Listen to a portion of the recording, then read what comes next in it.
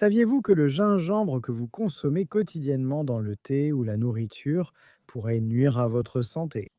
Si vous êtes diabétique, avez des problèmes cardiaques, allez subir une opération ou êtes enceinte, arrêtez avant de consommer plus de gingembre. Regardez cette vidéo jusqu'à la fin. Je sais que cela peut sembler exagéré, mais le gingembre était naturel et utilisé depuis des millénaires. Et tout le monde dit que c'est bon pour la santé, et c'est vraiment le cas. Mais voici le problème. Ce qui était bon pour une personne peut être dangereux pour une autre. Dans cette vidéo, je vais vous montrer 8 situations spécifiques où le gingembre peut causer de graves problèmes de santé. Si vous en faites partie, vous pourriez courir des risques ignorés. Alors restez avec moi, regardez jusqu'à la fin, car votre santé peut en dépendre avant même de commencer. Laissez-moi être clair, je ne suis pas ici pour diaboliser le gingembre. Il a vraiment des propriétés incroyables. Il est anti-inflammatoire, antioxydant, il aide à la digestion et bien plus encore. Mais comme toute substance active, le gingembre a aussi ses effets secondaires et contre-indications. C'est justement ce dont nous allons parler aujourd'hui. Le gingembre contient des composés bioactifs, comme le gingérol, qui sont responsables à la fois des bienfaits et des risques potentiels.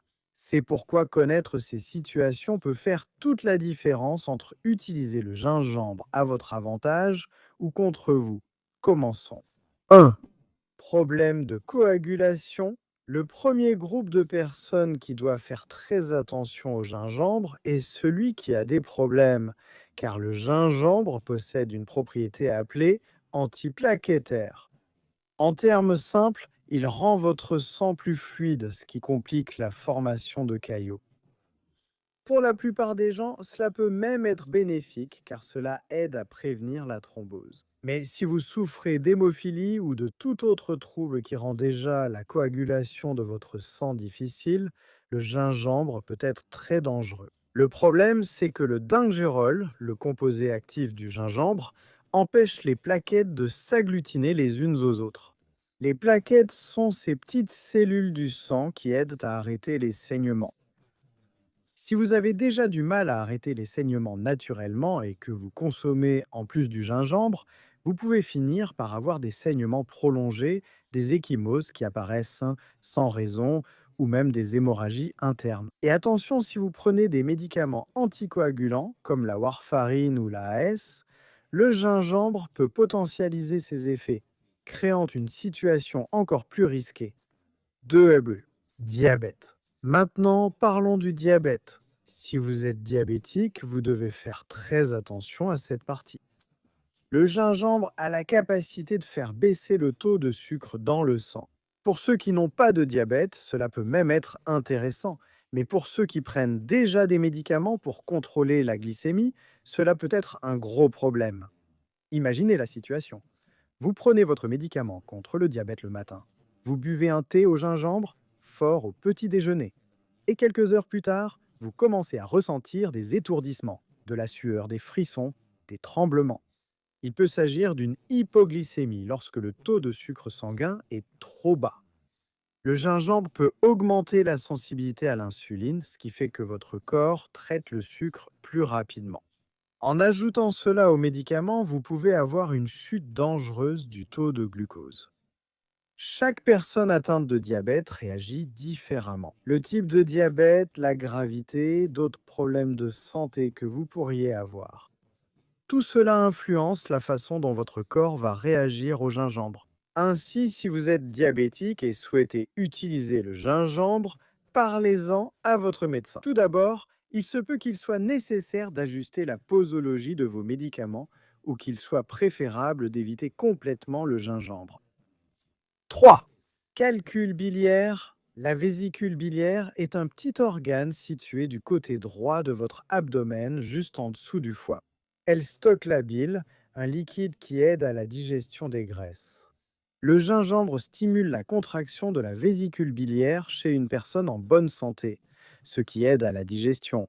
Mais si vous avez des calculs biliaires, ces contractions peuvent devenir un problème sérieux. Les calculs biliaires s'y sont comme de petits cailloux qui se forment à l'intérieur de l'organe. Ils peuvent être faits de cholestérol ou d'autres substances. Normalement, elles restent tranquilles là-bas, sans déranger. Mais lorsque le gingembre stimule la vésicule à se contracter, ces petits cailloux peuvent bouger, et lorsqu'ils bougent, ils peuvent bloquer les canaux par lesquels la bile circule. Intense, qui est souvent décrite comme l'une des pires douleurs qu'une personne puisse ressentir. Cette douleur apparaît généralement du côté droit, sous les côtes, et peut irradier vers le dos ou vers l'épaule droite. Dans les cas graves, cela peut entraîner une inflammation ou une infection. Certaines personnes affirment que le gingembre peut aider à prévenir la formation de calculs biliaires. Cela peut même être vrai, mais si vous avez déjà des calculs, le risque est très élevé. C'est pourquoi, si vous savez que vous avez des calculs biliaires, il vaut mieux éviter le gingembre, surtout en grande quantité. 4. Problèmes cardiaques. Parlons maintenant des problèmes cardiaques. Je sais que beaucoup de gens pensent que le gingembre est bon pour le cœur, et d'une certaine manière, c'est vrai.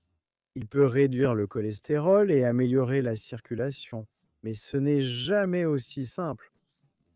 Le gingembre contient des substances qui peuvent affecter votre fréquence cardiaque et votre tension artérielle. Pour certaines personnes, cela peut être bénéfique, pour d'autres, cela peut poser problème. Si vous souffrez d'arythmie, par exemple, tout ce qui modifie le rythme de votre cœur peut être risqué. Le gingembre peut aussi bien accélérer que ralentir les battements du cœur, selon la personne et la quantité consommée. Si vous souffrez d'hypertension et que vous prenez des médicaments pour la contrôler, le gingembre peut interférer avec l'action de ces médicaments. Il peut potentialiser l'effet, provoquant une chute de tension trop importante, ou il peut diminuer l'efficacité du médicament. Tu te rappelles de l'effet anticoagulant évoqué au premier point.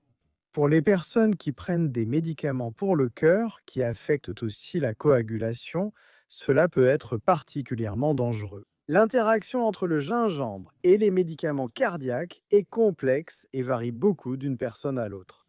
C'est pourquoi si vous avez un problème cardiaque, il est essentiel d'en parler avec votre cardiologue avant d'intégrer le gingembre à votre routine. 5. Allergie.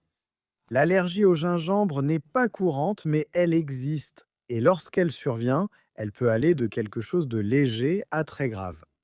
Les symptômes peuvent inclure des rougeurs sur la peau, des démangeaisons, de l'urticaire, ces petites bosses rouges qui démangent à beaucoup. Certaines personnes peuvent avoir des problèmes digestifs, comme des nausées, des douleurs à l'estomac ou de la diarrhée. Dans les cas graves, des symptômes respiratoires peuvent apparaître: nez bouché, éternuement, respiration sifflante ou difficulté à respirer. Dans des cas extrêmes, une anaphylaxie, une réaction allergique potentiellement mortelle, peut survenir. Une chose importante, l'allergie n'apparaît pas forcément lorsque vous utilisez du gingembre dans la nourriture. Elle est plus fréquente avec les compléments ou les extraits concentrés, où la quantité de composés actifs est beaucoup plus élevée. Si vous avez des antécédents d'allergie, surtout aux plantes de la famille du gingembre, qui incluent le curcuma et la cardamome, vous devez faire particulièrement attention. Et voici un conseil important si vous soupçonnez que vous pouvez être allergique au gingembre. Lisez toujours les étiquettes des produits. De nombreux aliments industriels, boissons et même cosmétiques peuvent contenir du gingembre ou ses dérivés. Une chose intéressante est que certaines personnes allergiques au safran ou à la cardamome peuvent développer une allergie au gingembre. C'est aussi parce que ces plantes sont parentes d'un point de vue botanique. 6. Chirurgie. Si vous allez subir n'importe quel type de chirurgie, vous devez arrêter de consommer du gingembre à l'avance. Comme nous l'avons déjà mentionné, le gingembre a des propriétés anticoagulantes. Lors d'une chirurgie, cela peut être très dangereux. Le chirurgien doit pouvoir contrôler tout saignement qui pourrait survenir pendant l'intervention. Si votre sang coagule mal à cause du gingembre, vous pouvez avoir des saignements excessifs pendant la chirurgie. Cela peut compliquer l'intervention, rallonger la chirurgie et parfois mettre votre vie en danger. C'est pourquoi il est généralement recommandé d'arrêter le gingembre au moins 2 semaines avant une intervention chirurgicale. Ce délai peut varier en fonction du type d'intervention et de votre état de santé général. Et attention, cela vaut pour toutes les formes de gingembre. Tisane, épices, compléments, extraits, tout ce qui contient du gingembre doit être suspendu. Il est essentiel que vous informiez votre équipe médicale si vous consommez régulièrement du gingembre. Ils ont besoin de le savoir pour planifier correctement votre opération et votre rétablissement. Dans certains cas, les médecins peuvent proposer des alternatives aux bienfaits que vous tiriez du gingembre, du moins jusqu'à ce que vous soyez complètement rétabli de l'opération. 7. Reflux gastro-œsophagien. C'est encore une de ces situations où le gingembre peut être une arme à double tranchant. Le reflux survient lorsque l'acide gastrique remonte dans l'œsophage, le tube reliant la bouche à l'estomac. Cela provoque une sensation de brûlure dans la poitrine, appelée brûlure d'estomac. Il existe un muscle appelé le sphincter œsophagien inférieur, qui fonctionne comme une valve entre l'œsophage et l'estomac. Lorsqu'il fonctionne correctement, il empêche l'acide de l'estomac de remonter. Le problème, c'est que le gingembre peut détendre ce muscle et lorsque cela se produit, il devient plus facile pour l'acide de remonter, aggravant ainsi les symptômes du reflux. D'un côté, le gingembre possède des propriétés anti-inflammatoires qui pourraient théoriquement aider à soulager l'irritation de l'œsophage. De l'autre, ce relâchement du sphincter peut largement compenser tout bénéfice anti-inflammatoire. Si vous souffrez déjà de reflux ou de brûlures d'estomac fréquentes, il se peut que le gingembre aggrave vos symptômes. Au lieu d'aider, chaque personne réagit différemment. Certaines personnes souffrant de reflux peuvent consommer de petites quantités de gingembre sans problème, tandis que d'autres ressentent une aggravation immédiate des symptômes. En cas de reflux, essayez le gingembre en très petite quantité et observez la réaction de votre corps. Si les symptômes s'aggravent, il vaut mieux éviter. 8. Réflexion Ingor Parzanotto. Grossesse. C'est une situation très délicate, car le gingembre est traditionnellement utilisé pour combattre les nausées et les malaises matinaux. Pendant la grossesse, beaucoup de femmes enceintes utilisent le gingembre, pensant qu'il est totalement sûr parce qu'il est naturel. Le gingembre peut effectivement aider à soulager les nausées de la grossesse. Le gingérol, le composé actif, possède des propriétés antiémétiques, c'est-à-dire qu'il agit contre les vomissements. C'est pourquoi de nombreuses femmes trouvent un soulagement avec des tisanes ou des bonbons au gingembre. Mais voici le problème. Certaines études suggèrent que le gingembre peut affecter les niveaux hormonaux et l'activité des muscles de l'utérus. Il existe une préoccupation théorique selon laquelle le gingembre pourrait stimuler les contractions utérines, en particulier au premier trimestre de la grossesse. Cela pourrait, en théorie, augmenter le risque de fausse couche. Il est important de préciser que les preuves scientifiques à ce sujet ne sont pas concluantes.